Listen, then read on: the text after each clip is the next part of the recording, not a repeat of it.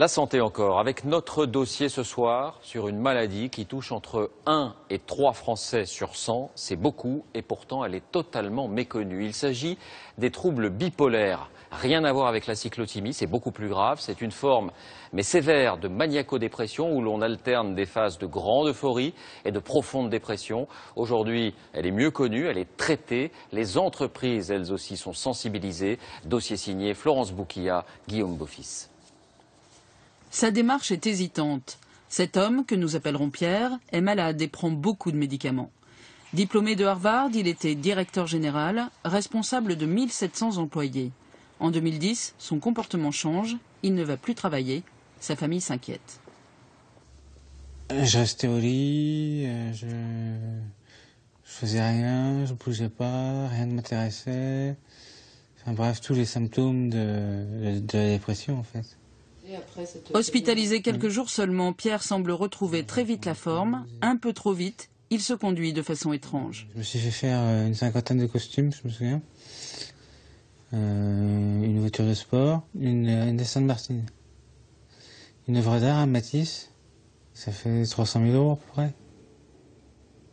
Ça a eu des conséquences graves? Oui, très. Très, puisqu'en fait, on va être obligé de vendre notre maison. Et je vais divorcer, hélas. Comme 1 à 3% de la population, Pierre souffre de troubles bipolaires ou troubles de l'humeur. Notre humeur varie au gré des événements qui rythment notre vie. Chez les bipolaires, tout est disproportionné. Ils passent par des épisodes dits maniaques, des moments de surexcitation et d'euphorie, puis ils plongent brutalement dans une grave dépression. Ces troubles apparaissent en général chez les jeunes adultes de 20 à 30 ans.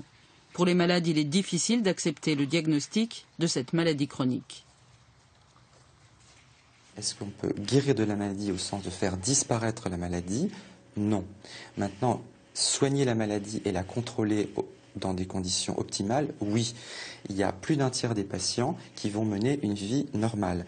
C'est-à-dire que grâce à leur traitement, grâce à leur thérapie, grâce à leur prise en charge, c'est des personnes qui vont travailler, avoir une vie conjugale, des enfants, évoluer tout à fait normalement.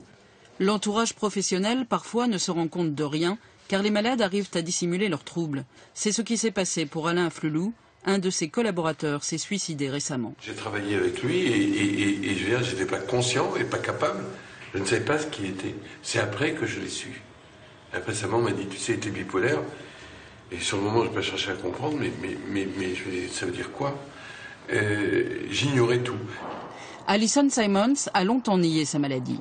15 ans après avoir été diagnostiquée, elle l'accepte enfin. Grâce aux médicaments, elle va beaucoup mieux. Elle arrive même à rire d'un de ses épisodes maniaques. J'étais réveillée pendant 3 jours, je faisais des grandes œuvres d'art, je découpais des cartes postales, je les collais à des tableaux, je faisais du vernis, je faisais des cadrages des tableaux, je faisais des tas de choses pendant 3 jours, j'ai dépensé 10 000 $ dans 3 jours. Elle était attachée de presse. Aujourd'hui, elle sait que sa réinsertion passe par le travail.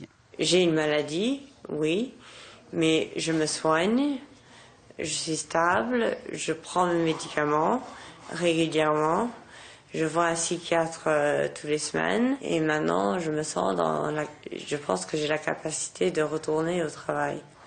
Une association, le Clubhouse France, met en contact des malades et des entreprises prêtes à les embaucher. Mais les employeurs doivent-ils révéler à leurs collaborateurs que les nouvelles recrues ont des troubles psychiques? J'ai travaillé dans une grosse boîte d'édition pendant 10 ans et j'ai jamais dit que j'avais des troubles bipolaires. Je travaillais très bien, je faisais mon travail normalement. Effectivement, c'est une vraie question de qu'est-ce qu'on dit, qu'est-ce qu'on ne dit pas et à qui. Si on ne l'explique pas aux membres de l'équipe, si on ne l'explique pas au management, je ne vois pas comment on va réussir l'intégration des personnes dans l'entreprise. Dans quelques jours, Alison Simons retravaillera à temps partiel. Même si elle appréhende encore le regard des autres, elle sait qu'une nouvelle chance lui est donnée.